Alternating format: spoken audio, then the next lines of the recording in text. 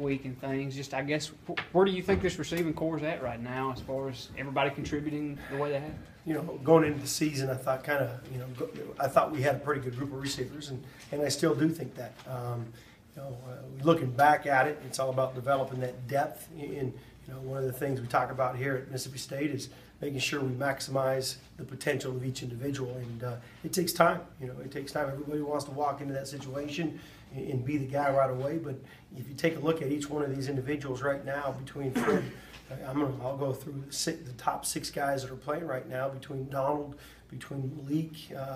Those 2 guys were new additions that obviously came in spring and have developed, had a spring to develop. And take a look at even Bear and Fred and Joe. Those guys have been around the program now. This is year 3 for them, year 4 for a couple of them, year 5 for Joe. So it's about developing and maximizing the potential of each individual. But we're on pace right now where we need to be. We got to continue to keep working. But I'm excited about the group of guys that I do have.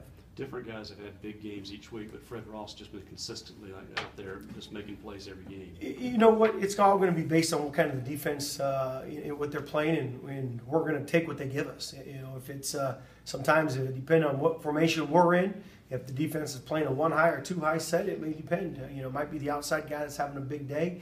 And if they're playing a 2 high shell, hard corners, it's probably going to be the inside guys that have a big day. So each one of them understand that. I think coming out of high school, that's one of the hardest things to convince wide receivers is, they all want the ball, which I'm glad. I want guys that all want the ball, but we have one rock and it's going to be distributed equally based on what they give us. Some days, some guys, the first game, Bear didn't have a big game receiving, but I'll tell you what, Bear did a great job blocking. And then you take a look at some of the efforts. Donald had a great game last week, but he turned around and he hit some big blocks for us as well too. So I get equally excited about the blocking as I do as the big catches and the big plays by the wideouts. Talked about Bear not having a big game in the first game, but he came back in the LSU game and had a really good game, stepped up when y'all needed him. Is that just progression of a guy like him where he knows when it's his time, he comes and plays? You've got to be prepared. No matter what, every snap you're out there, you got to be prepared to make the play. But again, it all goes back to, we've had this conversation since I've been in coaching college football with Coach Mullen, and met with many parents on it at the time and freshman players and understanding that it's all, again, like I said, it all goes back to what is the defense going to give us and what are we going to be able to take from the defense based on those formations. We're going to move guys around. We're going to try to get guys the ball, but at the same time, there's going to be things that are designed based on what they're giving us. So I think the maturity level is where what you're talking about is, there's like sometimes I want the ball, but it might not be coming to me right now, but I still got to work. In a great game, you may have 15 catches in a great game, in a great one.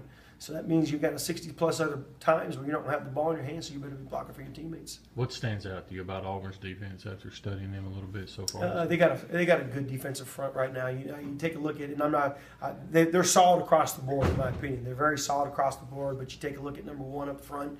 He's strong, he's quick, he's powerful. He plays well with his hands. They can move him around, but he's a strong inside guy. Then you take a look at Casanova inside.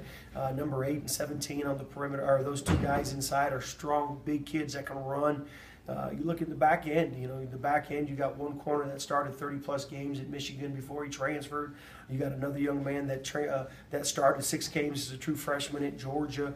The other safety led the team in tackles last year. And then you look at the other corner; he's an All-SEC corner. So last year, so you got a strong veteran group of guys out there. But again, we've just got to execute, and I think that's one of the things we've talked about.